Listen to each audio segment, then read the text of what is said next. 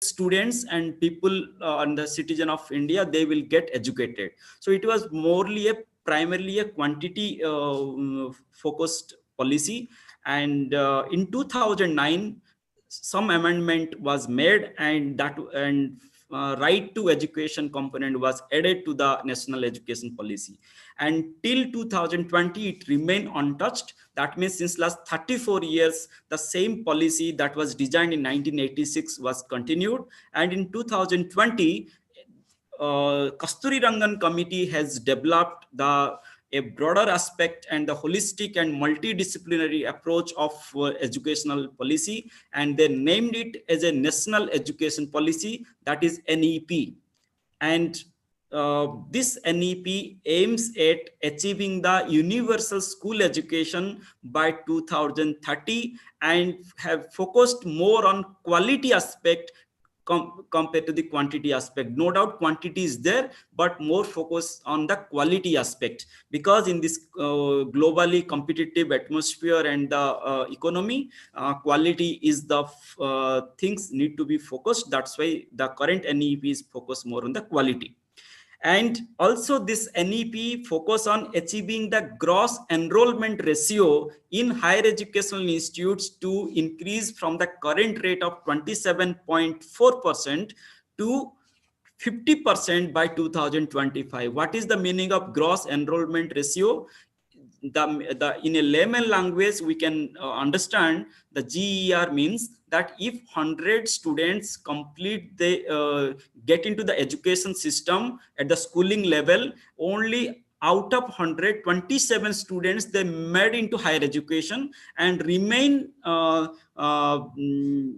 it is around 33%, 73%, they either drop from the school education or at the some level, and they leave the education system. That is the meaning of GER. And we have to increase this 27.4% to 50% by 2025 is the main objective of this NEP to brought into the action. And the goal of this NEP is to provide, as I've said, to universal access to the quality education, and also keeping this education as integral part of scientific advancement, economic growth, social justice, equality, cultural and national integration into the mind. So that means this NEP is not going to only address the quality education, also it's going to address the other aspects of the development, a holistic development of our nation as a knowledge power or as a knowledge economy. Because India has aimed that it's to turns to a $5 trillion economy by 2025. And also we want to establish ourselves as a knowledge house or the knowledge powerhouse or the knowledge economy. And this NEP is going to contribute immensely if it will be capitulated in proper way with planned and strategic way.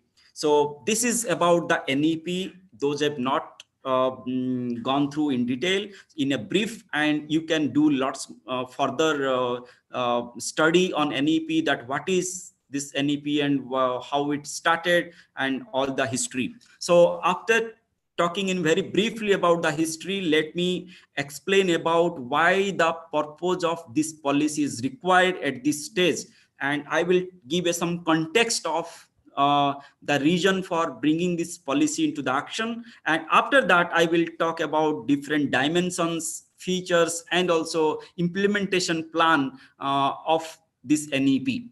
So let's talk about the why this policy is required. Why now and why not before, and why we couldn't wait for another few more years.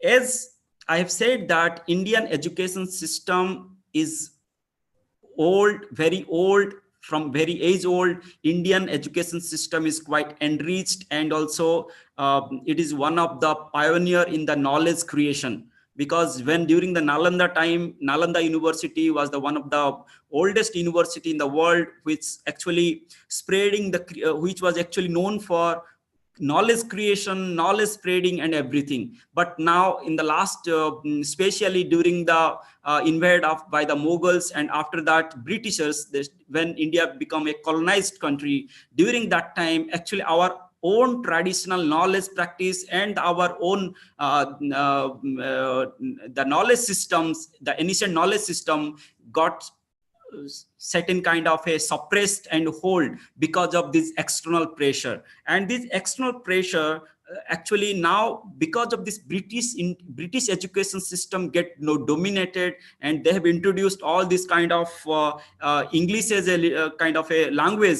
And after that we started learning and giving much importance to the English, and after that we try to acquire that skill set and follow the British education system. But the worst thing what happened, that when Britishers left the country, actually the British education system has amended so many times, and now it is one of the more proactive and kind of a they have made their education system more vibrant. But where they left us, we remained there without changing much. Only after 34 years, we are trying to attempt to make some changes. And because of this British education system, we were tuned towards the rote learning. And also we got always a name for that our Indian education system is not for the job creators. It is mostly job seekers, and the students, those are coming out from the education system, they are not industry fit, and they have not requisite skill set for the employment kind of things. Therefore more unemployment rate is going. So these are the kind of a bad tax actually Indian education system is getting. But if you will see from the positive side, Indian education system is one of the largest education system in the world. So you can say it is one of the third largest education system, where you will find more than 51,000 higher educational institutes, and more than 2.5 crores of students are studying at any time, and they are the part of this bigger largest education system. But if you will see this is okay from the quantity perspective. And when the NEP came in 1986, the first version, and its objective is to create a quantity, and I believe they have quite successful on that objective. So in quantity wise, Indian education system is quite good. But in terms of the quality, Indian education system, India is not in the top 30 of providing quality education. Also, if you will see from the how many higher educational institutes from India are in the top 100 of QS ranking or Times Education ranking, then you will not find good numbers also. So that means Indian education system is lacking some standards or kind of a practice that is at par with the global level. And this actually creating a concern for Indian students to go and make an impact at the global level. Also, Indian education system to get the foreign students into our Indian soil. So to facilitate this, to make our Indian education system more quality concern, and also at par with the global standards and the competitiveness at the global level. That's why this NEP introduction, the introduction of this NEP is quite essential in today's context. So this is the one of the requirement. And further, if you will talk about schooling system and the higher education system, also in the existing education system there is some disconnectedness. Up to school system, it was something like a different, there is a much diverse kind of every state has their own way of conducting the school level education system. And also there is some disconnectedness exists between the schooling system and the higher education system. That's why maximum students, they face lots of problems, difficulties, and the constraints when they complete their schooling system and to cope with the higher educational system. And this NEP, the new version of the NEP, actually address this disconnectedness among the exist between the school level and the higher educational level, and try to nullify, try to smoothen that jerk, so that there will be high GER, that gross enrollment ratio, and the drop down will be less.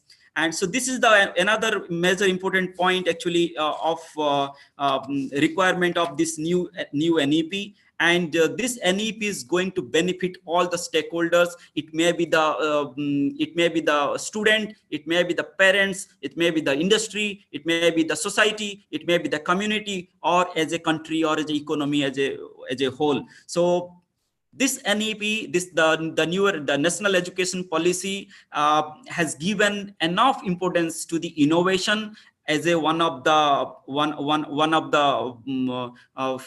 component that has to be included each and every stages of the education. And also this NEP emphasize on entrepreneurship as an approach as part of the academics. So this innovation and entrepreneurship both are now the integral part of the academic and across all the disciplines. And the second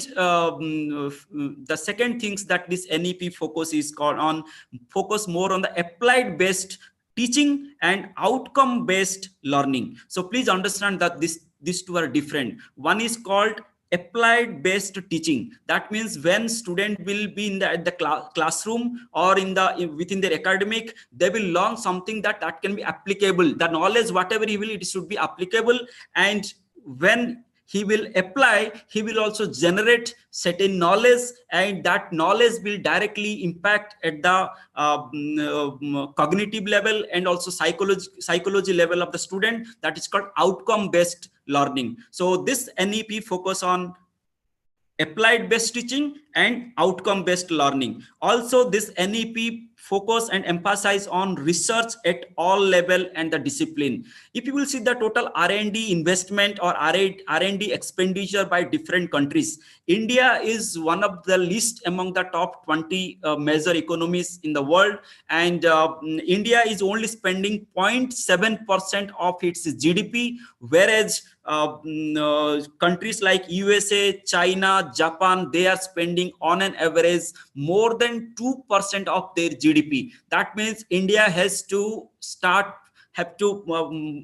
on a planned way, it has to spend or it has to increase its R&D expenditure. Then only we can accomplish or we can complement the outcome of our education system in terms of patent generation, in terms of the intellectual property generation, in terms of the knowledge creation, and in terms of making our students and the economy more innovative and entrepreneurial. So this research is also one of the integral part which is emphasized enough in this national education policy. And also India is aiming that the current GDP, it has to increase from 3% to 6% of GDP towards the education. So this is also one of the commendable and also very bold decision of the government of India that has taken to how to reform the current educational system of India and how to make it better, so that it will not only contribute, it will also complement the new India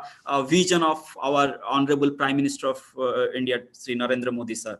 And another factor of this new educational policy, another component of this new education policy is the internationalization of the subjects or the international of the whole academics, that is Indian higher educational institutes. So currently India is less attractive place for foreign students to come and get the education. Mostly our students are going out, but we are not able to attract more foreign students to our soil. So this NEP is going to give enough freedom and also liberty and the flexibility in the designing the course curriculum, and also bringing the introducing the new education, disciplines, and so that it will not only attract the foreign students, also it will attract the foreign institutions to come to India and establish their campus, and also making Indian higher educational institute to go out and establish their campus in the other countries. So this is the kind of a two-way of bringing the education system, academics and students from different countries, from India to outside, and outside India, outside to India. So in the both ways, Indian education systems need vibrancy. And taking further, on points that where actually now this new national education policy is differentiated or distinguished with the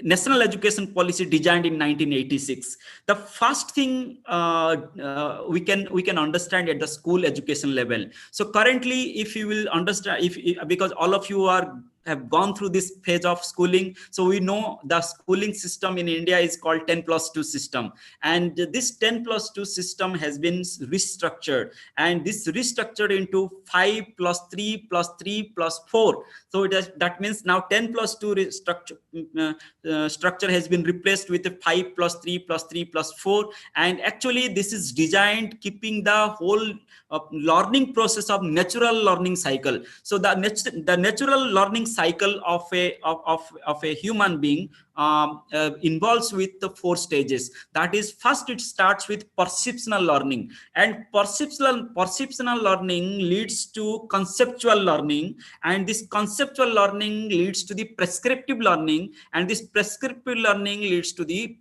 abstractive learning. So this learning has the 4 stages, and keeping these stages of the learning into the mind, so it has been restructured into 5.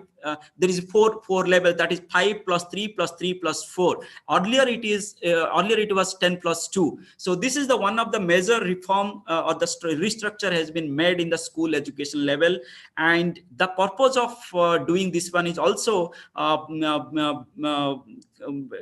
create the foundation strong for a student to at the school level, so that when they will get into the higher education system, they will able to cope in a better way, they will able to accept, and also they will able to accumulate, and also able to engage meaningful way in terms of the creating the knowledge. So now only in 10+2 system, after that when you get into the graduate, our maximum time is we spend only for the understanding the concept, and we start with something again from the scratch, or from the something like very bottom line. But here the foundation will be taken care at the school level, so that students will will maximum time to struggle to have a hold at the college level, or at the higher education system level. And this is one of the reason why NEP has clearly delineate the guidelines and the stages and the process of reforming at the school education level. And now comes to what are the changes actually this national education policy has prescribed at the higher educational institute level. Actually, it has prescribed, at least there are so many things. I'm not going to touch all the points because Professor Meenakshi Sodhi is going to touch all these points, but I will tell the major things actually you should keep in your mind. And as a layman point of view, you should understand this as a like in a very basic kind of in a very simple way, so that you will not forget. So what are the changes actually NEP is suggesting at the or prescribing at the higher educational institute level? It is prescribing, first thing is that there should be holistic, and it should be a multidisciplinary. That means at the existing stage, higher educational systems are operating in a silos, and this needs to be break down, and this silos needs to be break down, so that we have to create a multidisciplinary, cross-disciplinary system,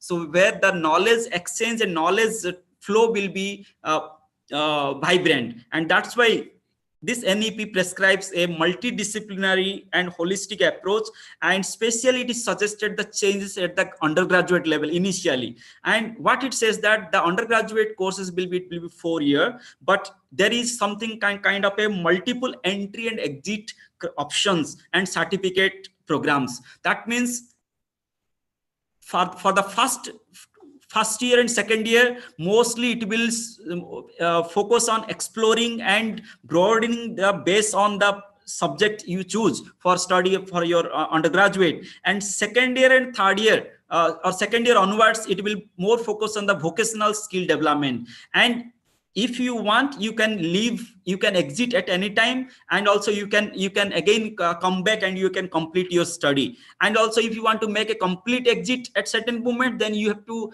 end with either diploma or the degree or the certificate program, like that you can get it and you will exit from the system. So it has a provision for both multiple exit and entry, and also certification for the program you choose to complete. And also it's trying to address the short-sightedness exist in the higher educational system towards making job readiness. That means focusing more on the vocational skill is actually going to address this unfitness for the industry to take a job. That means, as I said earlier, it is focused both on the applied teaching and outcome based learning. So this vocational skill is going to change the scenario of Indian education system in terms of making our students job readiness. So this is the one. So this is the one changes actually higher educational institute this NEP prescribed. And the second one, it is suggesting that there should be a reforming in the regulatory structure. What are the regulatory structure is currently we have UGC, we have the AICT, also we have state level something education regulatory mechanisms. So what this NEP suggests, at the central level there should be only one regulatory structure which is light but tight in system. That means it is going to reduce the confusion and the constraints in the existing regulatory system, so that higher educational institutes will able to focus more on the education, research, innovation and entrepreneurship, and there will be less burden on the approval aspect. And this regulatory structure is going to take care of accreditation. It is going to take care of the academic standard setting. Also it's also going to take care of the funding, that is for the purpose of research, mentoring and all the aspect. So all these things will be taken care by the regulatory structure. And whereas institutes will the accreditation is now mandatory for each and every institutes as part of this NEP, and there will be introduction of graded autonomy for higher educational institutes, and gradually higher educational institute will or lift up to a fully updated, fully autonomy status, but it will start with a graded autonomy. So these are the second reform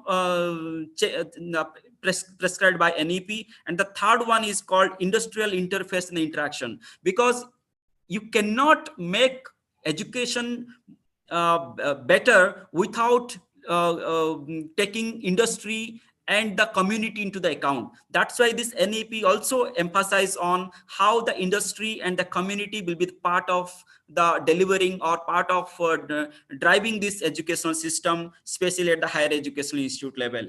It says that philanthropic private institutions or philanthropic private bodies, they should come forward and they should be given enough freedom, and they should be given proper freedom and the kind of a autonomy to these philanthropic private institutions to focus more on quality education. And they also can get they can participate in funding, getting the fund support from the central government. Also they will get freedom in designing the course curriculum, also setting the fee structure. But the minimum expectation from all these philanthropic private institutions is that they should focus on the quality education. That is the first expectation from each and every institutes. Those are going to be the part of this NEP system. And there will be no differentiation by the government between the private and the government, and they, both the entities or both the types will get kind of all kind of access to all kind of support system currently given to the government institutions also. And industry bodies, their role is to provide vocational skill and apprenticeship, internships, and also they have to accommodate the faculties for the training, either in from the sabbatical leaves or the other ways. And that means our faculties will get maximum exposure and opportunity to get to acquire more better industrial skills by spending time or the certain period from their academic with the industry people. So this is the role of industry actually is going to play in implementing and also making this NEP successful. And another factor that is actually this NEP suggests is that this NEP should be implemented in such a way that there will be no burden at the beginning stage. And the burden in terms of there will be no kind of a conflict between the stakeholders. That's why what it suggests that the whole NEP is going to classify it into it is going to set an action points, and the action points may be a financial type and non-financial type. That means the reforms which need less which are the non-financial type, first it has to be implemented, and the financial action components will be implemented later. And the old system and the new system has to go together on parallel fashion. Rather stop the old system now and forcefully implementing new one may create lots of noise. And that's why for certain periods like 4 to 5 years, both the system will go parallelly, and so that there will be a smooth takeover of the old system to the new system. And also government is going to introduce a credit bank and Aadhaar based credit bank, which will be piloted soon. And this credit bank will be used for the students to earn the credit, and also they can exchange the credit. And because this is a very new concept that under NEP government is going to implement, so this will be started with the Institute of Eminence. Those have received this Institute of Eminence status, so it will be started with these institutes, and gradually it will be extended to the other institutes. Those will upgrade themselves as per the accreditation and the standard process set by the NEP. And also government is going to conduct the common entrance test for the to facilitate this kind of interdisciplinary and multidisciplinary system as a pilot. And it will start with central universities first, and then other universities or other higher educational institute will join this system. And maybe I don't know the timeline, but the regulatory structure also already in place, and maybe that will also come into the action very soon, where there is the UGC, AICT, and all these regulatory structures will merge, and it will comes to one regulatory structure. And that's also going to help many institutions to reduce the burden and the paperwork and also bureaucracy systems and all the things. It will be it is all is going to reduce. And as I said, there will be no distinguish between the public and the private institutions. So there are so opportunities for both both private and government institutes to flourish. And this NEP recognize the competitive atmosphere in rapidly changing environment, and that is the actually need of the hour. Why this NEP has been designed and implemented at the very faster space. And student also will receive much better and multidisciplinary and also a competitive environment for learning, and also applying their skill set, and also making our or generating new knowledges. And through this India is aiming that it will make a very big change and also transition from a teaching to learning model. And also our objective is that how we will transform from a job provider to a job creation job creator system. And also our objective is that how we will establish our Indian education system among among the top 10 or 20 in the world. And so that also we will get a experience of cross culture and the cross sharing, cross border knowledge sharing system, and that will make and establish India as one of the knowledge power in the world, and what actually we are aiming for, to establish India as a Jagat Guru. And certain programs already started at Ministry of HR, Ministry of Education's Innovation Cell and AICT. And if you, because your institute is one part of this IIC Institutions Innovation Council, and I hope you are experiencing the change we are doing since last 4 to 5 years. And now more than 2,200 institutions innovation councils are driving the startup and innovations ecosystems. They are interconnected, they are exchanging their ideas, they are exchanging the resources. And also every IIC institute led by the council and the president, vice president, and other coordinators of the council for the streamlining and strengthening the innovation startup ecosystem in the campus. And they're also working how to mobilize the resources and how utilization of the resource in very effectively and also efficiently. So similarly, there are another ranking process in addition to the NIRF. Ministry of Education is also implementing the auto ranking of institution on innovation achievement area. This is one of the new very innovative way of ranking the higher educational institute based on the efforts and the efforts of the institutes towards promoting innovation and startup in the campus. And there are so many programs like Smart India Hackathon is also one of the first of its kind, where we have established this biggest open innovation challenge model, where students are coming and solving the problems of industry and the government. So this very beautifully designed the system where government of India is working with support from the higher educational institutes, universities. And if this system, if this kind of a the coordination and the co-creation and the collaboration system will do exist for another 5 to 6 years.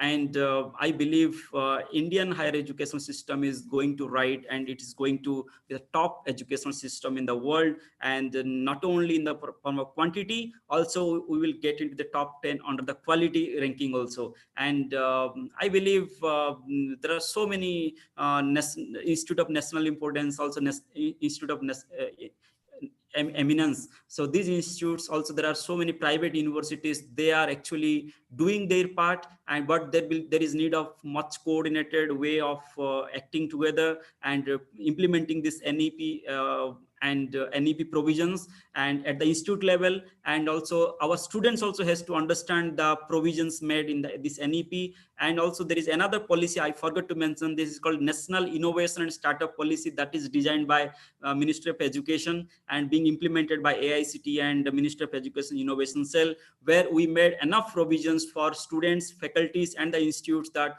how they can pursue a path of innovation and entrepreneurship, and can start the venture and startup during the academic itself. Also, in addition to this NEP, if you are getting time, please read this NISP policy also, National Innovation and Startup Policy, that is designed for higher educational institutions, especially aiming for the students and faculties to convert their innovations to the startup. So with this, I will not take much time, and these are the points actually needs to be keep in mind by the students or all the participants. So I hope you will spend much time again. You will get something from, you will get in depth from the professor is going to take the next session. And also you will spend time on the internet. Also you will go through the documents of NEP to understand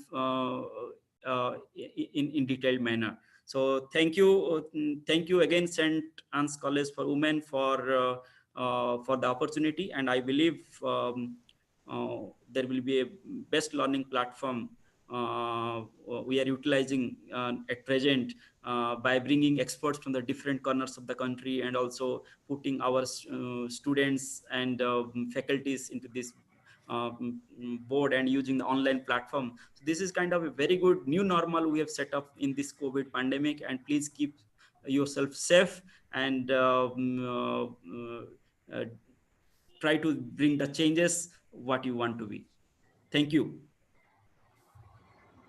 Thank you, sir, for giving us deeper insights into purpose, framework, implementation, benefits, and other aspects of national education policy.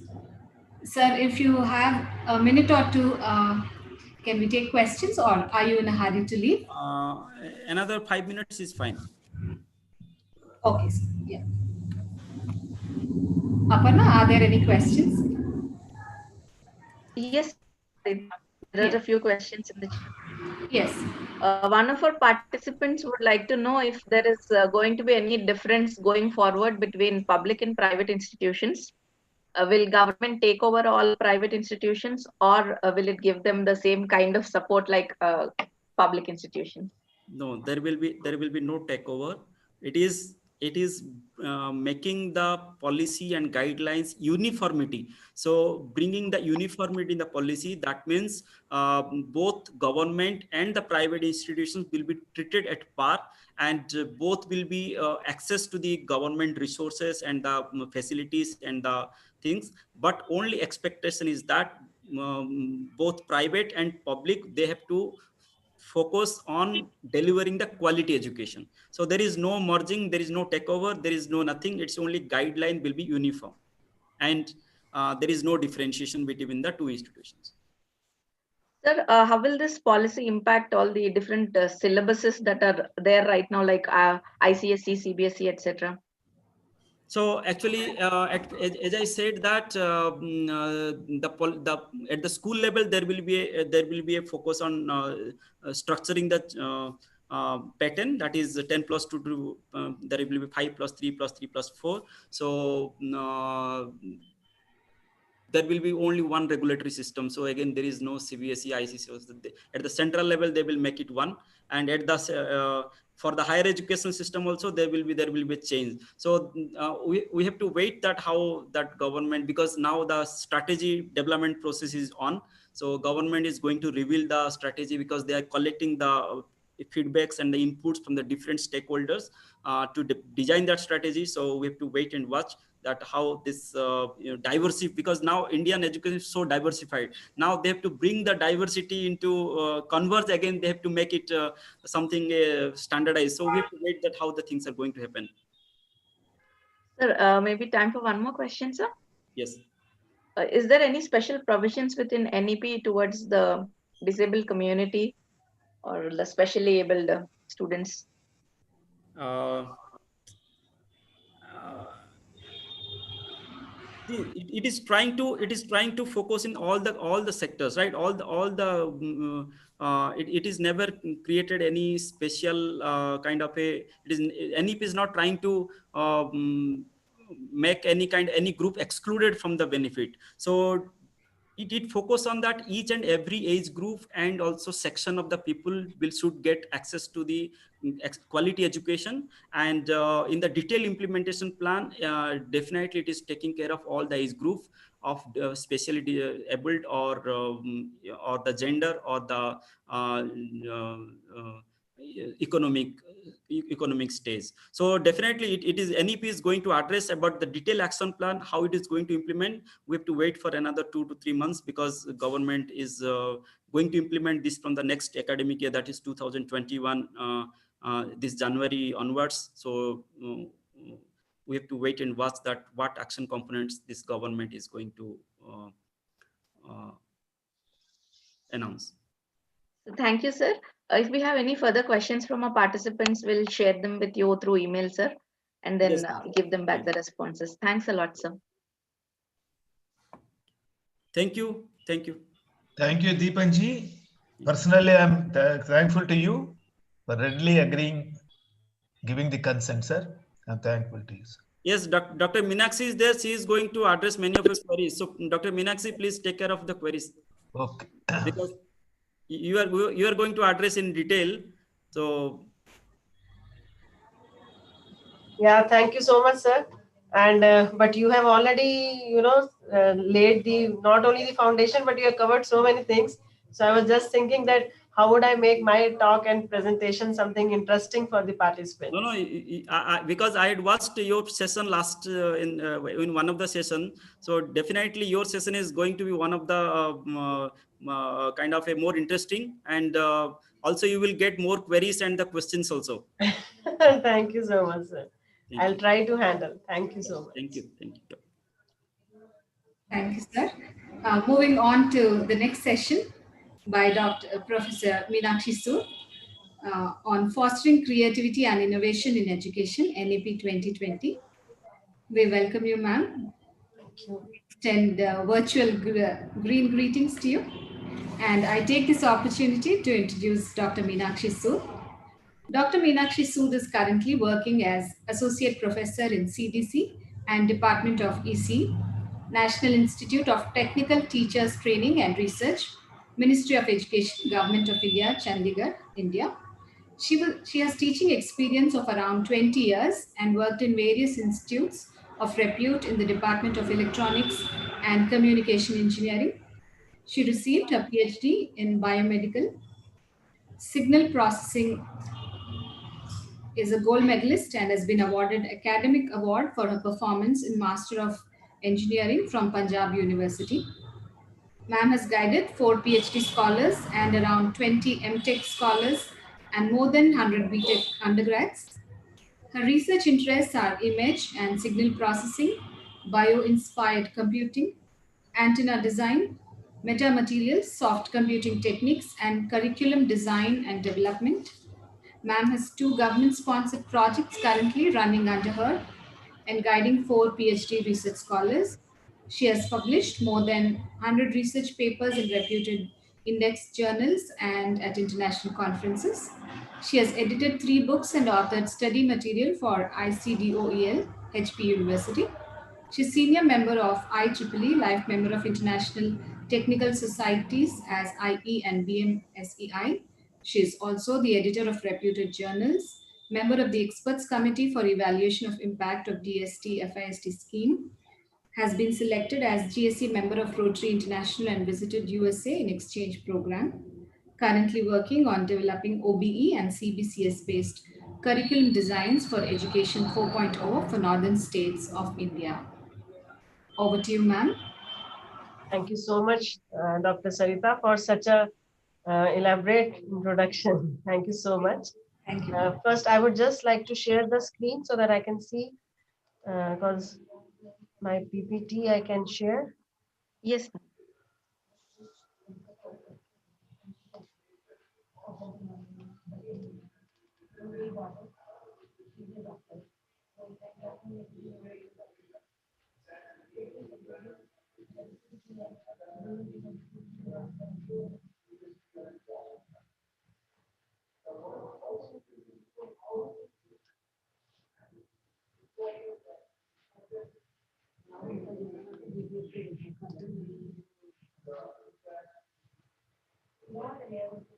Okay, is my screen visible? Yes, ma'am. Yes. Okay. So a very good afternoon to one and all those who are connected with us. And I really appreciate this initiative taken by the Institute to give the orientation to the faculty as well as the senior students about the what NEP 2020 has in store for us, because we being the academic fraternity, the onus lies on us to see what the change is going to be and how this change is going to affect our children, our own future life, our own perspective in the education sector. So today I'll be talking about fostering creativity and innovation in education, how this NEP is going to help us. Before coming to the concise topic, I would first just like to introduce few slides about the education system of our country. The we all know the Black Raj or the British Raj, which our Indians have to face, in which the most the maximum hamper was done on our education system. And this is a saying by Mahatma Gandhi when he gave his speech in Roundtable Conference. He said that the beautiful tree of education was cut down by you British, and therefore today India is far more illiterate than it was 100 years ago. We all know about our culture, about our education system, which Indians had, the zero, the Pascal triangle, even the photography, the plastic surgery, right? Everything was invented or discovered by Indians. But because of these more than 100 years British Raj, our education system went into, a very, very, I would say, to a lower level. And after independence, 70 years, several changes have been brought, but to bring a system to a particular level, lots of efforts are required. And efforts have been done by the government. But it has been now 34 years that some major change has been done. Because in 1986, the other policy came which changed which brought the major transformation in our education system, from the starting from the school level to the higher education level. But now, this after 34 years, this education policy is going to bring a sea change in the entire perspective of the education system, starting from the uh, kids' education from the age of the 4 till he completes his, till doctoral or the postdoctoral kind of thing. So this is the draft education policy, which has in store lots of things, lots of, because I told you, see change in every aspect of education, from the school to the higher education system, to the accreditation, to the evaluation, to all the rules and regulations, all the degrees, diplomas, how the maintenance of the institutes, how the which type of institutes are to be, they will be doing the PhD, they will be allowing the PhD or higher education, who will accredit them, how the degrees will be accredited. Sea change is going to be there in the new education policy. And this is taking care of all, as I was listening to the previous speaker, and one of the participants asked the question that whether they are doing something for the persons with a disability.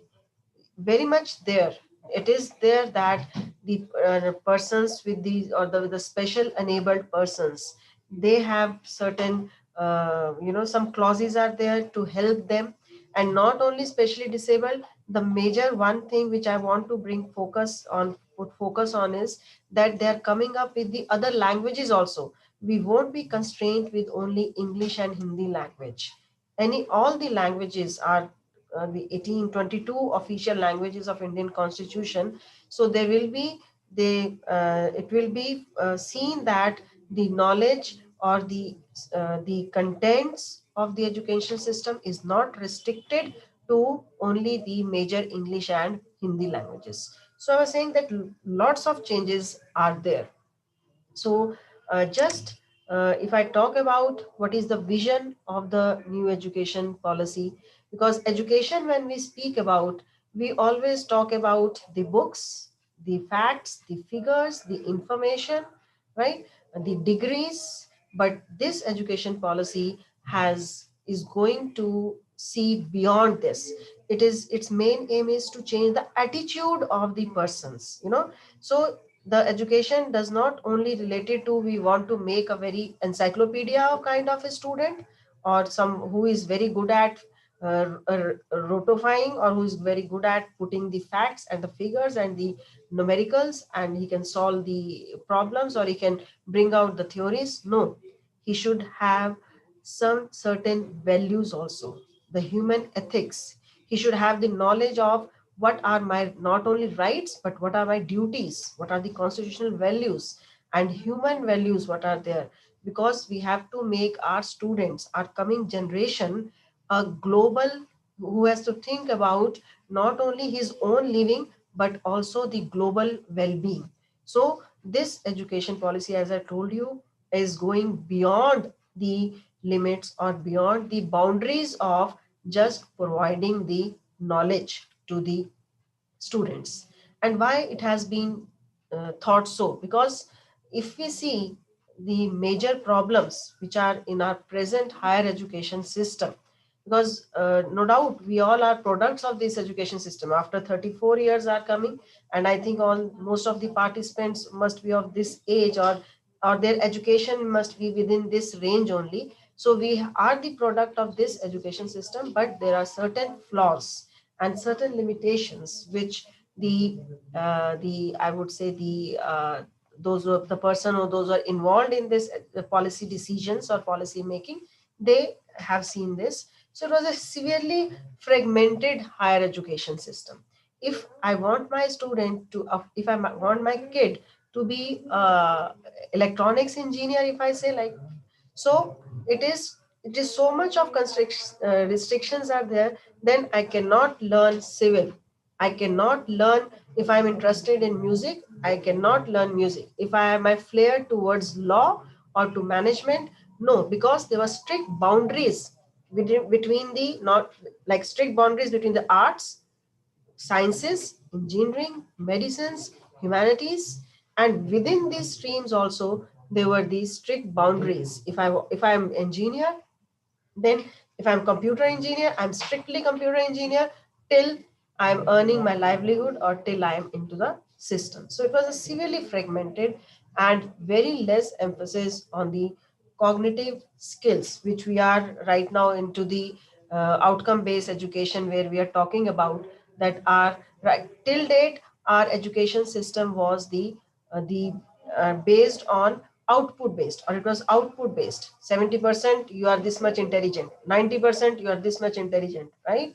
But now we have come up with the outcome based, and we have to focus on the increasing our students or our children's cognitive abilities. We have to make them think critically, analyze the thing, and then understand the things, rather than that, okay, this is the data, this is the information, learn it and understand it and put it on the papers when you are asked for the examination.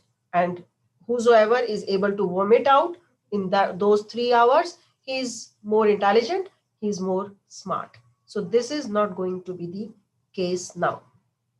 And as I talked about that, there's a rigid separation of disciplines, very rigid, I would say. So if I go for engineering, I cannot think of law, I cannot think of management. So all these, all these parameters or avenues have been taken care while formulating this new education policy.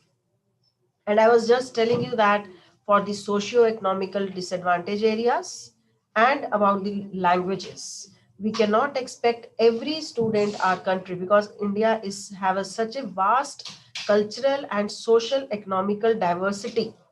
So a person sitting in a metro city has different type of advantages, and a person sitting in a far-flung tribal area, he might be very intelligent, but he has so much of economical, or I would say the systems are so much of there's so much of difference in this, which provide a very limited access to the students, those who are socially or economically weaker. So these things, and then lesser emphasis on research. We all are part of this system, and we know that how much emphasis is given on the research or how much competition is there. And if we are talking about so much of PhDs nowadays coming up, so much of MTech, so much of PhDs, but that is more or less, most of time it is paperwork. What is coming out as a product, what type of research we Indians are doing, that we come up with something substantial product part in our hands. That is the the limitation of the research. If I talk about the research part, that is another story which I can just move on. And then we have there are certain lacunas on the affiliating universities and regulatory system, accreditation, how branding of the universities. So these are all the limitations of the present education systems. And keeping in mind all these challenges and forecasting how we see our future education system in the next 20, 30 years, this NEP focuses on the respect for diversity, as I was just talking about the local context, and that is why they are going to be, everything will be in the local language also. The pedagogy, the teaching style, the teaching learning will not be limited or constrained to a particular language, to a particular style, but it will be totally dependent upon what type of students or in which part of the country or at what level of the education you are teaching, right? And no education or no society can come up to a particular level till it is not inclusive. It is not including all the strata of the society, whether it is the higher level, economically better, socially better, or including the physically disabled, or I would say specially enabled students of our system. Community participation and use of technology. And this COVID situation has forced us, in fact, it has acted as a catalyst to make use of technology in our education system. I would say it would have taken another 5 years if this COVID would not have happened. It would have taken us another 5 to 10 years to bring such a change to in the usage of technology for education system. But now because of this we were forced to it, but it is acting boon for us. Thus, we are now into this system, the teachers also, the students also, and the education management also. And then if I talk about the students, we need to enhance the cognitive skills, the creativity, which is the main topic. Because if I say creativity, innovation, invention, okay, I'll talk about this. So main thing is that we have to enhance the skills or the abilities of our students by our teaching, what contents we are teaching, how we are developing, or how we are moving towards the holistic development of our students. That is by making the student think critically. They have to be creative. They have not to go for the ratification. And then we have to, when we are talking about these things, we have to also see how we are assessing or how we are evaluating our students' performance, right? So whether it is totally summative or it is continuous evaluation, formative assessment, this also has to be taken care in the education policy. So NEP envisions a complete re-energizing of the higher education system. We people belonging to this arena, so I'll talk much about this higher education system. And Professor Deepan Sahu has already, I think, talked about this, that they are coming up with the multidisciplinary universities and college. They're going to call it as Meru, where they will be in every district. There is periphery of, I think, 150 kilometers or so. They have maintained that every district will have a university which will have all type of the disciplines. You think of any discipline and that will be there. And medium of instruction will be again the local language. And it will be, see, two things. Nowadays we have, like, you people must be dealing with it also, that we float electives along with the core. But then also when we float electives, we focused or we constrained ourselves to the same discipline. So if a student of computer science, he can go for elective for the IT or for electronics. But now this system is going for the multidisciplinary and cross-disciplinary. So a student of electronics engineering, he can go for elective or for a program in the electrical, or he can go for the specialization. They are coming with the concept of major and minor. So if I want to do major in electronics, I can do minor in law. I can do another minor where the concept is one major and two minors. So I can go for a minor in law. Not only I can go in minor for computer science, which will be multidisciplinary, it will be cross-disciplinary. I can go for a minor in music. I can go for a minor in humanities. So that is the multidisciplinary undergraduate education system.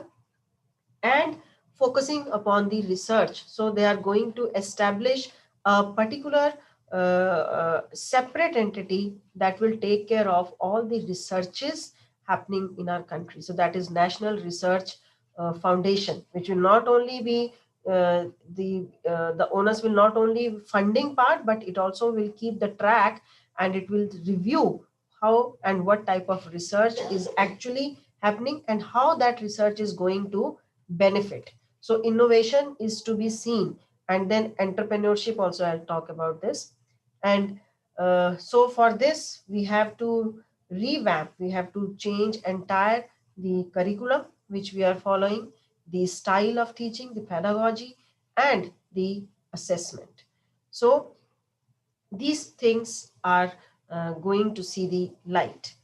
And online education, as I told you, the we are already into this system, and this education policy focuses more on uh, the how to reach the extreme, because right now if I talk about online education, again the social setup in India is very varied. We can provide the all the information, we can give the lectures, we can give all the knowledge through the internet, but if a student is not having internet, if the student is not having smartphone, how we can reach to these? So these are all the challenges which we have to face by and by. Okay, so if I say NEP isn't a policy but a mission, because entire change has to be, lots of change has to be there in the society as a whole, because we are not saying it's a policy for only education system. So it is an education policy, but it's a mission where millions of parents and educators, they have to come out from their deep rooted mental setup. We also, as a, I not only being a professor but also being a parent, I also see I have some mental blocks regarding the education, the examination models, the competition models, right? And then how do we learn, how do we make provide the knowledge to the students? So a very strong emphasis has to be given for the to bring the change or to rebuild our ailing education system.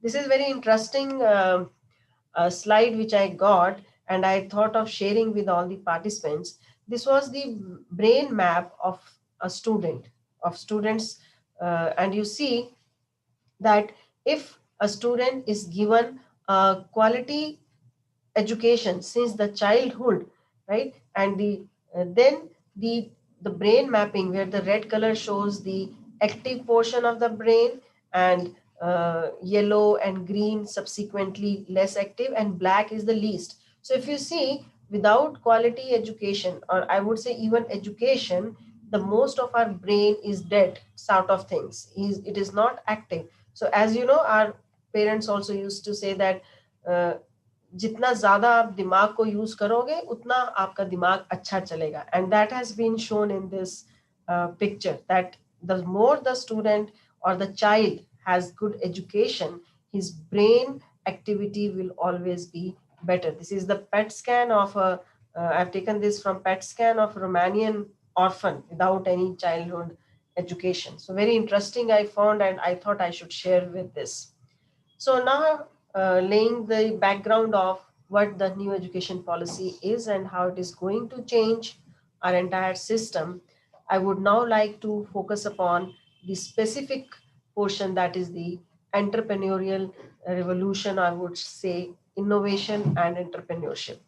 So if you see the crux of this policy, it aspires, the first the page only, it says that it aspires to make the young generation more imaginative, more innovative, ingenious, proactive, pioneering, and prospect oriented. Now, if you see the dictionary meaning of all these terms and you try to relate, all these are, they form the core of the entrepreneurship. A person who is creative, and who will be creative, who will be imaginative, One who is imaginative, he will be able to innovate new ideas. He will be proactive. And then if, and now we also talk about Atmanirbhar, so he has to be indigenous also. And then intelligent enough, so he's ingenious also. And he should be prospect oriented, because at the end of the day, we need to have something in our hand, and he should be pioneering. So see, all this are terms which are related to the innovations, creativity, entrepreneurship, all these things. Nothing comes out to be a person who has a gold medal, who has a degree, who has 70% of marks, nothing doing. If a, right? So this is the very first statement in the education policy. So the futuristic lookout of NEP is that it, as I said, that it promises to make a sweeping reforms in education. That is why we are calling it as national education policy. But its main aim of, if you read between the lines, it aims at creating new possibilities for lifelong learning. We do not want that once an engineer for 4 years degree, he till he dies, he is an engineer. Because lifelong learning we are not providing. We are just providing the means to earn livelihood. We are making an engineer, we are making an MBA, so that he's able to earn for throughout his life, and he's able to produce for or keep save his or her future for himself and for his dependents. We are not providing any facility to make a person, a degree holder, a lifelong learner, where he or she can go in any arena and any field and is able to survive and able to learn. And that is why this education policy gives the emphasis on entrepreneurship. This slide is not very clear, but I think the concept will be clear. So this is just that what are the present pedagogy skills, or what are the real world problems, and how we are the society and the economy is changing. Or okay, I think I will not, because I myself am not able to see clearly. I will skip this slide. So the education and economy, they go hand in hand. We have to get a country going with a great economy. That is why you see, even like, okay, the previous somebody asked how many, what percentage of budget is being allotted to NEP, right? Because everything is related to economy. So it is like right now we are putting 4 or 4.5% of GDP on education, but this NEP now focuses on, or aims at putting 6% of GDP.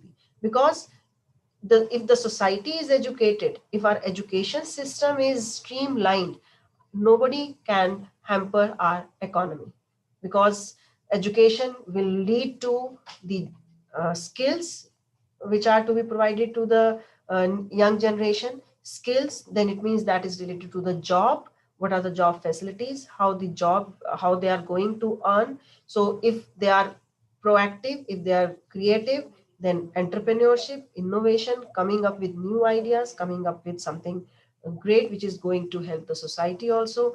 And then you not only become job seekers, but you become job creators. And that is the thing which the government wants from our coming generation. Right now we make engineers and we make job seekers. We are complete with the 4 years of degree and I'm ready to get a job.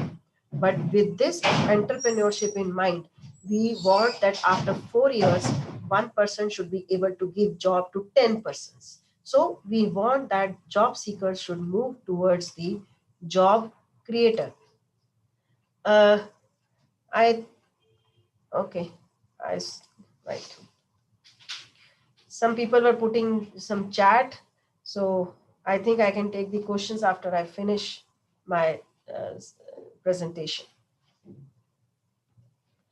So this education policy, again, it's like, if I focus upon, it is recognizing and identifying and fostering the unique capabilities. That is why it is going for 5+3+3+4 system. It's not now KG 1, 2, 3, 4. It will be 5 years of the preschooling, 3 years where they will identify and recognize. Next 3 years, they will foster the capabilities of the student. And then another 4 years where they will be making the student, carry out what he is capable of, right? So this is the continuous progress of the students since the childhood.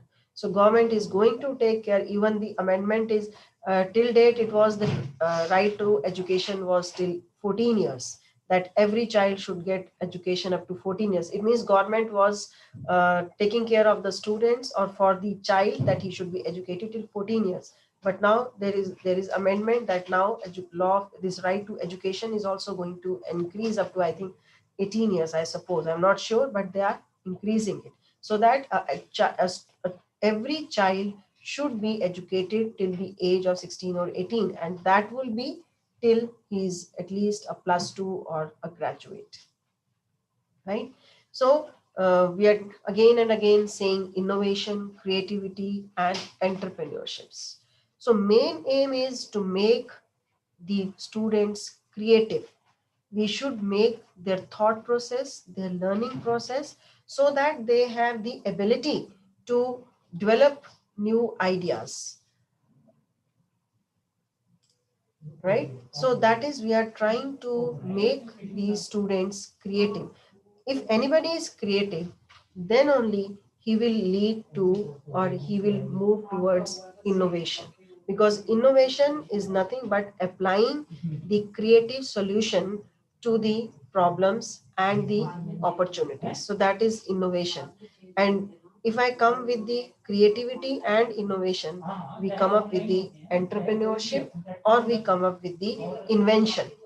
I would just excuse me, just excuse me for 2 minutes, please. Hello. चलो ठीक है, अभी oxygen वगैरह चढ़ाइए।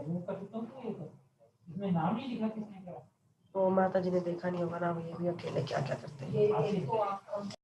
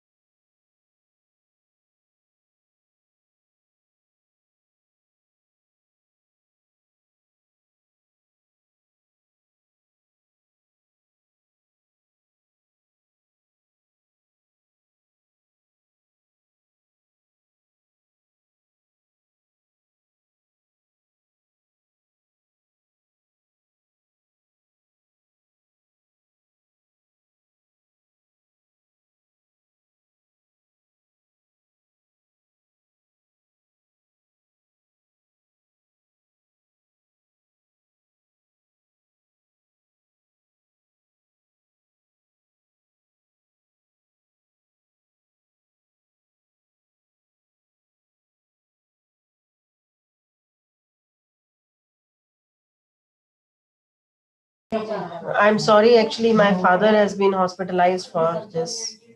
So I was just talking to the doctor who called me because he has been shifted to ICU.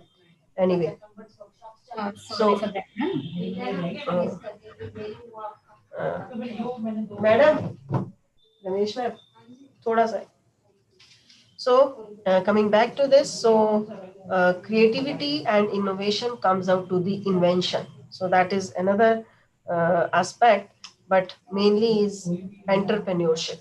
Because and entrepreneurship, we have to see that our students, the type of knowledge, type of information which we are giving to the students, the type of the techniques we are making them learn, and how we are making them understand the things, that has to be taken care of, so that our students come out to be entrepreneurs. See, if you see the last line, I like this line too much, that those who marry their creative ideas with purposefulness and structure of business. So the bonding between the entrepreneur and the businessman should be like they're marrying to their ideas.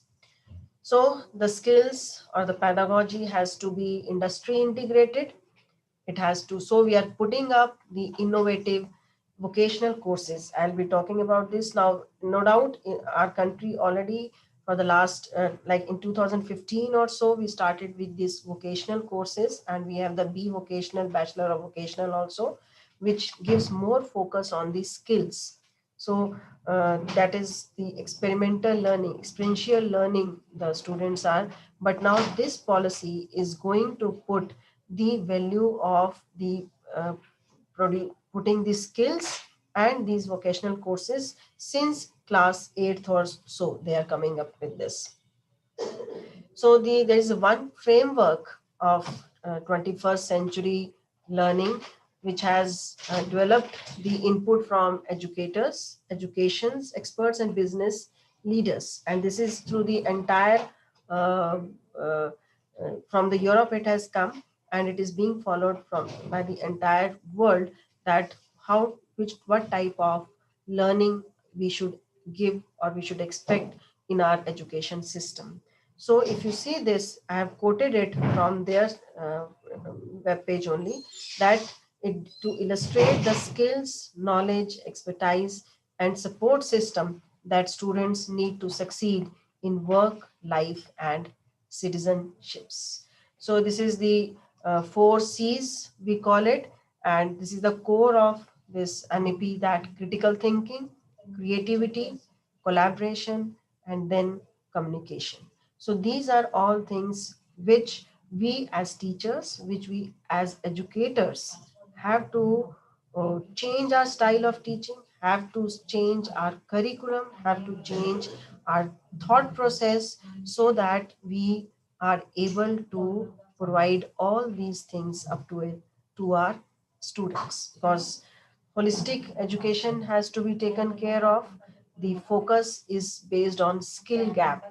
See, I've seen the students getting a bachelor degree in mechanical engineering, and if I tell them, okay, go and change a tire of my car, they're not able to.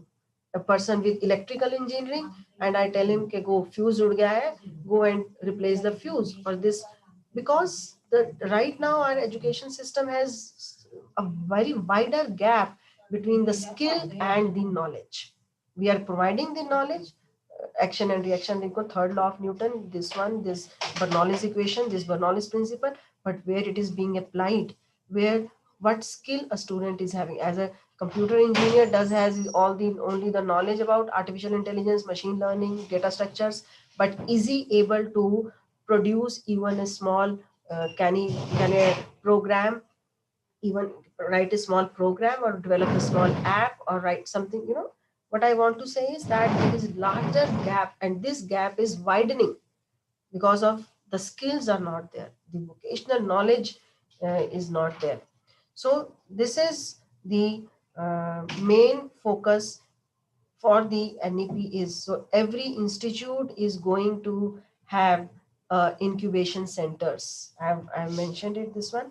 Yes. So this, along with this IITs and IIMs, and as I told you, the multidisciplinary education system, the MERUs, as I was discussing. So these institutes or universities, I would say, they will have an incubation center in every college. They will have technology development, because we are talking about concepts, we are talking about the research, but we are not, the technology is being not converted into a product. So that we require the technology development centers. And then frontier areas of research, as I told you, the National Foundation of Research will also be set up. And we have to we have to bridge the gap between the industry and academia.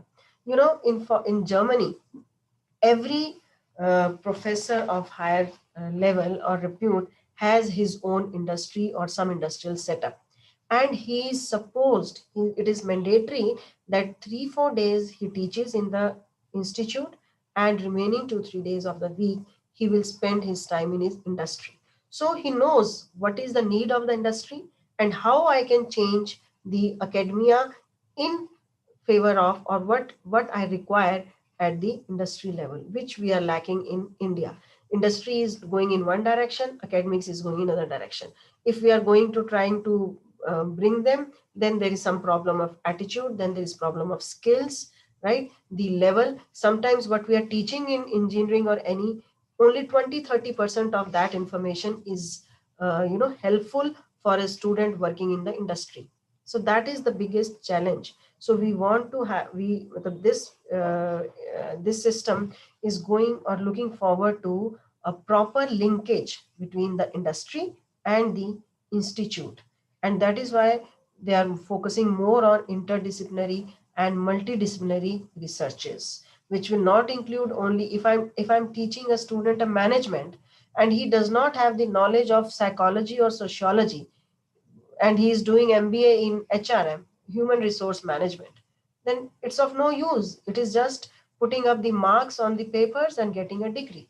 So it has to be interdisciplinary. So if a social science research is, or I say I'm teaching a human resource management, and I'm teaching, along with that, I'm giving him the sociology concept, I'm giving the psychology concept, right? Then only that knowledge of that student will be up to a very good level.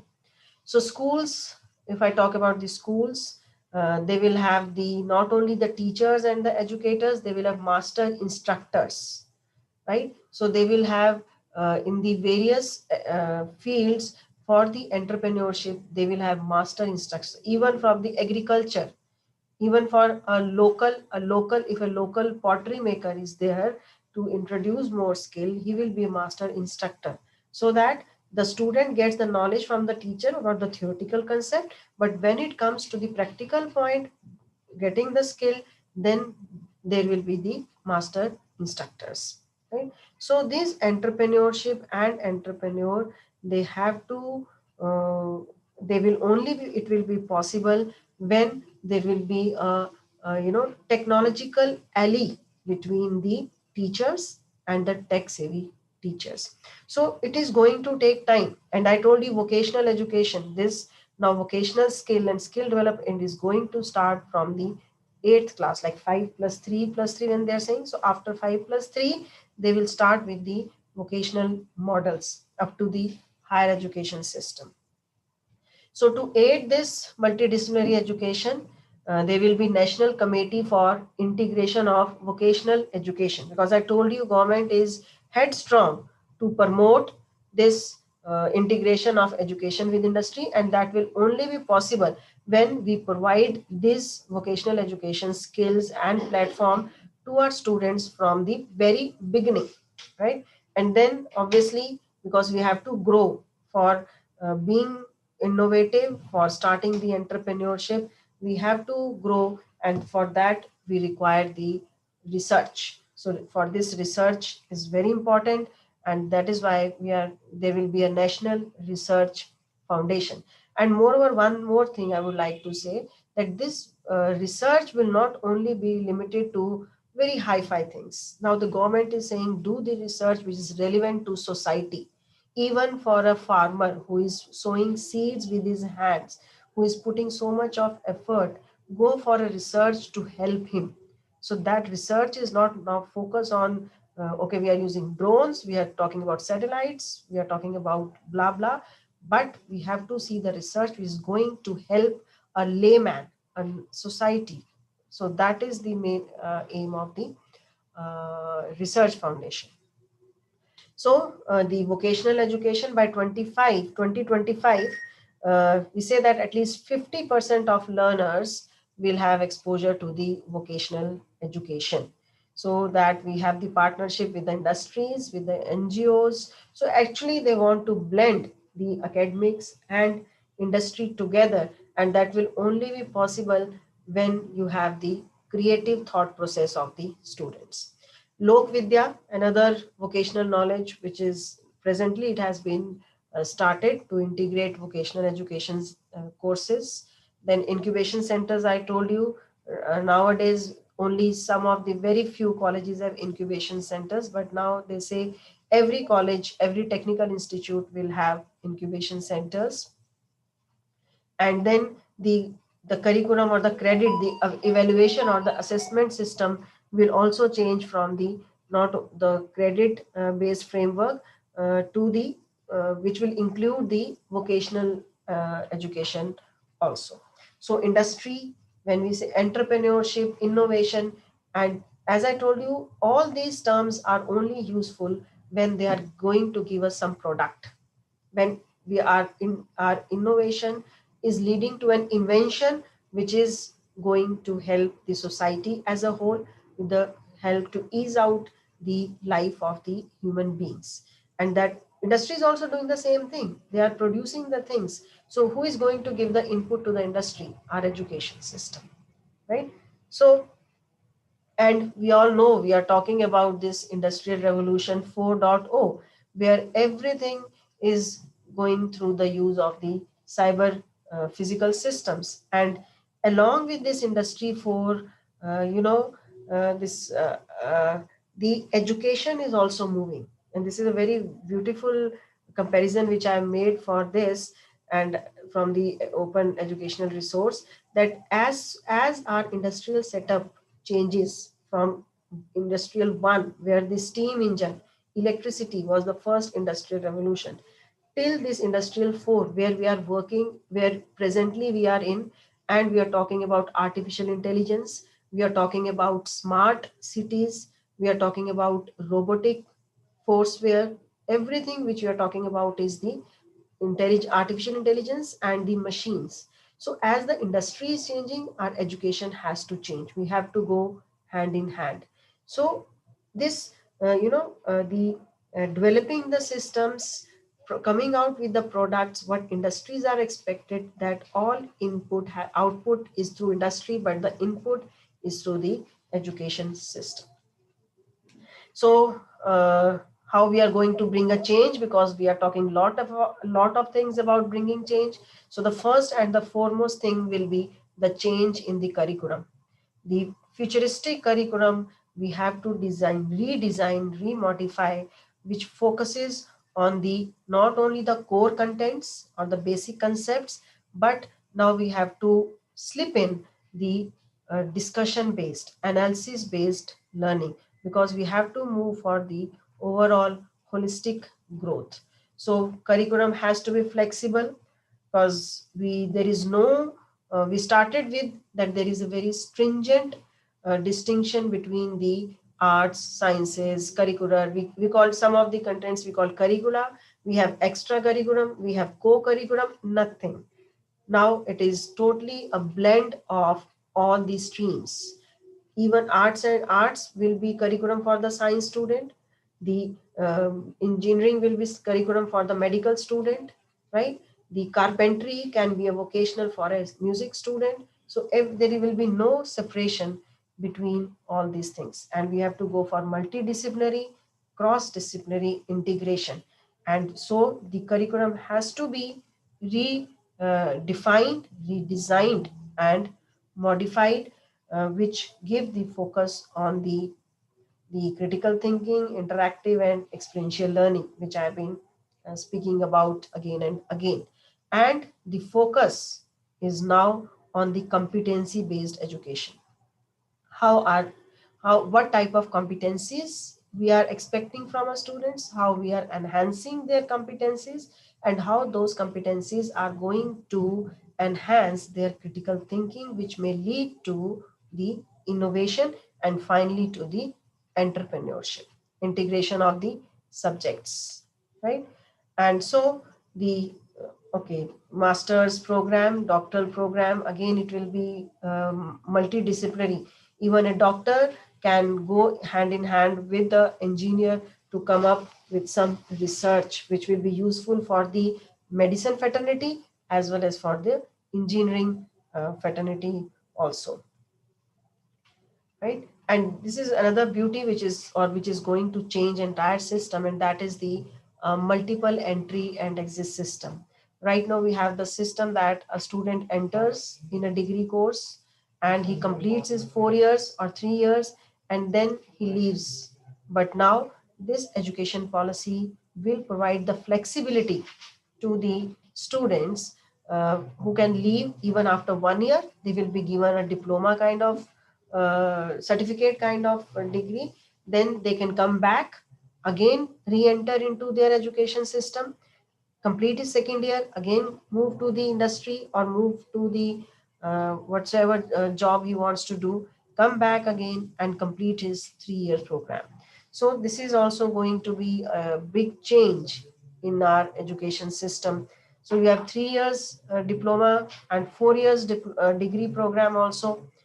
And so to maintain the how many credits he has taken and how he can go and come back again, there will be academic bank of credits. As we put our so valuable things in bank, and and we call it as this is my money credit, and I get interest on that credit also. So if I pay 1,000 rupees, I keep that money for 1 year, I'm getting some interest. Similarly, we will have academic bank of credits. If I earn 20 credits in first year, I put it in my bank, I go and develop a vocational skill, I do a job, I produce a certificate for that skill. So my academic credit will gain an interest and there will be added to my credit. And when I go for the second year, those credits will be carried forward. So these are the major changes which we are expecting from this new education policy, and which is going to affect especially not only the students, but we as the faculty and the teachers also. So the focus will be on research and innovation, technology development, and so this I told you. And this is the timeline, as sir was also, Dr. Deepan Sahu was also speaking, that the government aims at to start with the 2021 for the students of not the primary students, but from I think from the last +3 part, that is from the class 9. So this is the timeline if everything goes well and in time and we do not face any other pandemic, God forbid, then by 2040 they expect that the NEP will be fully operational from the basic nursery class till the final degree or the research part. So this is a timeline which has been given, and we have to move with the stream. We cannot be left behind. So a lot of changes will be there for the teachers also, for how the assessment is going to change, how the teaching style, everything going to be changed. So I would like to conclude by just summing up that what are the expected outcomes from this education policy. So we look forward to increased creativity and innovation, critical thinking, and enhancing the higher order thinking capacities. We have to improve the problem solving abilities of our students. We have to go for the teamwork, communication skills, and deeper learning and mastery. And last but not the least, we have to go for increasing the moral awareness. We have to, the result output is not a student with a degree, but with a good moral and ethical values also. And he should have enjoyment in learning. Learning should not be a burden. Today also I can learn, go for learning so many new things, but if I'm enjoying it, right? And our generation is learning daily. My kids teach me how to use particular app, or how to use. I was not knowing 2 years back, 1 year back, how to use Instagram. Now, yesterday only my daughter told me, okay, there's a Telegram. So put used. So it is always learning, but you learn better when you enjoy learning, and that we have to inculcate. So, dear friends, I would summarize my presentation by saying that with this NEP balanced look, the stage has been set to embark on the new journey of education, moving towards innovation and entrepreneurship, and it would gallop towards new horizon and triumphing all adversaries. At least the ball has been set rolling, and we, as the most affected and the onus lies on us, that how we pace or how we set the pace of this bond. Thank you so very much. So, and I'm open to the panel or the participants for any queries or any questions you people may have. Good afternoon, ma'am. Good afternoon. That was a very wonderful session. Thank you. We'll be taking up a few questions from the chat box, ma'am. Sure. So one of the participants would like to know how this NEP, the policy is going to affect standalone intermediate colleges that run only classes 11 and 12. Yeah. See, because we were like, my main aim was to discuss about, sorry, where did I go? Okay, so actually with this new education policy, the type of institutes or the colleges will be totally a change scenario. There will be only degree granting colleges which will not go for the research or something. They will only be given the prerogative of giving the degree to the students, and some of them will be the institutes or universities which will be involved in the research part also. So there will be one main university and all colleges will be there. There will be no affiliation. So all these standalone deemed to be universities, all these colleges, they will not, they have to be come up under one umbrella of that one particular institute, one particular university. So that will be very clearly the accreditation. There is also one team totally with this higher HEI system has 4-5 under its umbrella. It has mainly 4-5 systems in research also, and one is accreditation. So all the universities and the institutes which are running alone, which are affiliated to some particular universities or private universities or technical universities, they will be accredited, and they will all be under that main university, and their role will be predefined. So if you are only the college with uh, the degree giving colleges, then nothing is to be done, only your college will be degree giving. It's like this. So whole setup is there, and there will be totally revamping of these colleges also. Okay, You are ma'am. saying the question is not junior colleges. Junior colleges, Yes, you ma'am. mean junior colleges means? Yeah, the 11th and 12th state level intermediate So colleges. that is there. That will be there, because when they are saying 5 plus 3 plus 3 and then plus 4, so that is that. See, right now we are saying after 7th, 8th, 9th plus 2. So till plus 2 we are coming up with the 5 plus 3 plus 4. That plus 4 is from 9th to 12th. 12th. So Okay. 9th, 10th, 11th and 12th. So that, I don't know what name they are going to go. You call them junior colleges or what nomenclature they are going to use. But last 4 years, they will see from the 9th till 12th. 12th. Okay. All right, ma'am. There's another question. They're asking if NEP will encourage regional languages to be Yeah, used as a medium of learning and teaching. And yeah. will this have any impact on the internationalization or globalization of education as such? See, that is why, because they are going for, as they are giving a lot of emphasis, they have given on the local languages. Because especially, see, globally, English is a very language which is expected globally. And if you are well versed in English, you can go anywhere in the country, in the world. But the government is now laying focus on what about those category of the students or those strata of society, those who are not able to cope up with this. But education is mandatory. Education always does not means that going to US and earning or going to the higher other countries. So government is coming up with that very much emphasis given on the local language. A person, if he wants to read in Kannada, he wants to read in Malayalam, he or she should have the facility of learning. It's okay that after class 9th, you go more focus on English to be globally competitive, because we cannot expect that any student who is going to Germany. Right now, you see, if you want to do a job in Europe, or Germany, or right. So what is expected? Our students do a special course in German. Why? Because they know if you want to learn, if you want to work in Germany, you need to learn their language. So similarly, it will be for India. So focus is for the local language. Facility should be there. Okay, ma'am. Ma'am, there's one more question regarding exam reforms. Will NEP 2020 also include certain exam reforms at school and Yeah, college levels? yeah, definitely.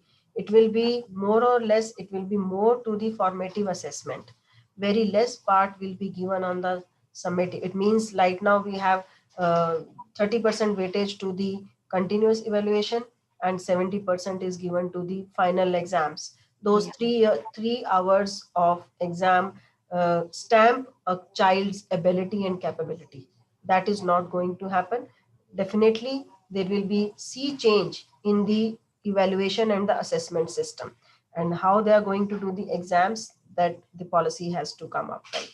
That's a very welcome change, ma'am. It will take away a lot of stress from students Yeah. and All also actually improve if their you see skills the at the same if time. you see the far-sightedness of this education policy, all these coaching centers, rectifications, and in 3 hours, like a student is studying from class first to class 12th, and only in the last 3 hours of those 3 hours, his future is decided, Yeah. right? So that is all going to change. Ma'am, time for maybe one or two more questions from your Yeah, end. Can yeah, we? yeah, please. Oh, I think is I there? already have taken a lot of time. We'll just finish up with this question, ma'am. Then, Yeah. is there any scope for setting up innovation centers, especially in arts and commerce colleges? Yeah, there will be no arts and commerce now, I'm telling you. It will be one whole university, and there will be all colleges, and there will be research centers and incubation centers in every type of stream, because we are going for interdisciplinary streams, and every college will have these incubation and technical centers. Why cannot you have a research in sociology? Don't you have that? Yeah. Research does not always means the putting up the technical research. We can have research in sociology. We can have research in philosophy. We can have research in psychology. Yes, that's it for questions for now, ma'am. If we have any further questions from our participants, we'll reach out to you, ma'am, through Sure, email. sure. Anytime, you're welcome. Thank you. Thanks a lot, ma'am. I now request Miss Sarita to take over. Yeah, thank you, Aparna. Thank you, Dr. Meenakshi Sood, for sharing wealth of information on national education policy. Thank you, ma'am, for that insightful session. Thank you so much. Thank you, ma'am. So May should I leave the session if it's okay? uh, Okay. Thank you so much. okay, Thank ma'am. you. Yeah, Thank you. yes. Smita, ma'am, would you like to say a few words?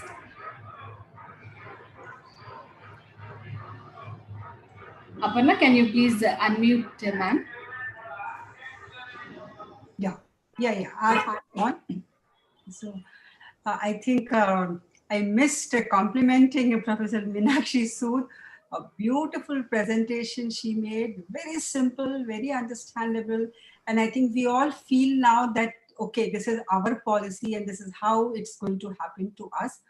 So I congratulate the IIC of our college for a very good selection of speakers and a very well implemented program. It was very smooth, right time, right questions, right packaging. It was extremely good.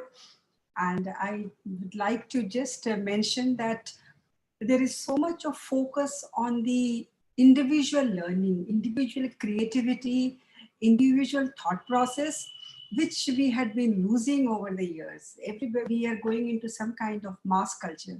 So I think this kind of individual focus is definitely going to benefit. If not 100%, we know will not become an entrepreneur. But the kind of exposure, the kind of learning which will happen in process will help the students in every which way it's possible. There's a couple of students were just thinking that, how it is helpful to them. Definitely you will know pretty well what you are going into it. If not you as such, as a student, as a professional, what you are going into it, and your next generations will also benefit by your deeper knowledge into it. So I thank all the students, all the participants, all the faculty members for attending this, and keep your eyes and ears open for various programs that our IIC keeps organizing. In just a couple of days, we have a design thinking workshop. Do join in that. So congratulations once again, Ms. Sarita, the coordinator, the whole team of IIC for this wonderful program. And thanks to all the participants. Thank you so much. Thank you, ma'am, for sharing those beautiful words. We come to the end of the session, and I take this opportunity to propose vote of thanks. On behalf of IIC St. Anne's College for Women, I would like to extend my sincere gratitude to the speakers, Mr. Deepan Sahu and Dr. Meenakshi Sood, for accepting our invitation despite their busy schedule and sharing their insights with all of us on national education policy. I would like to express our sincere thanks to Principal Dr. Sister P. Amrita for her immense support and motivation in organizing this webinar. I also take this opportunity to thank Dr. Smita Asthana, Dean Academics, Coordinator IQAC, for her constant guidance and valuable suggestions. Lastly, I thank all the participants, especially the students, for their interest and enthusiasm in being a part of this webinar. The feedback link is being posted in the chat box. You can please access that. And in closing, I request you all to stand for the national anthem.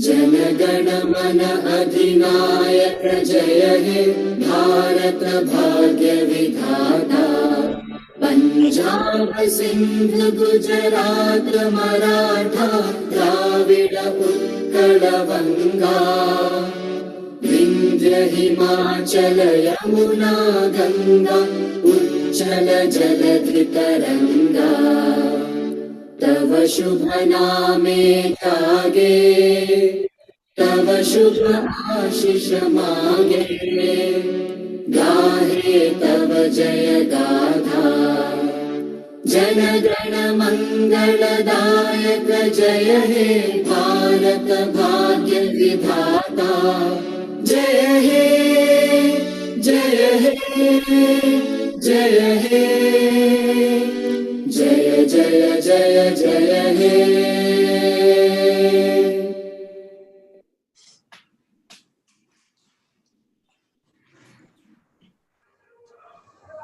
Thank you all once again. The feedback link is being posted in the chat box.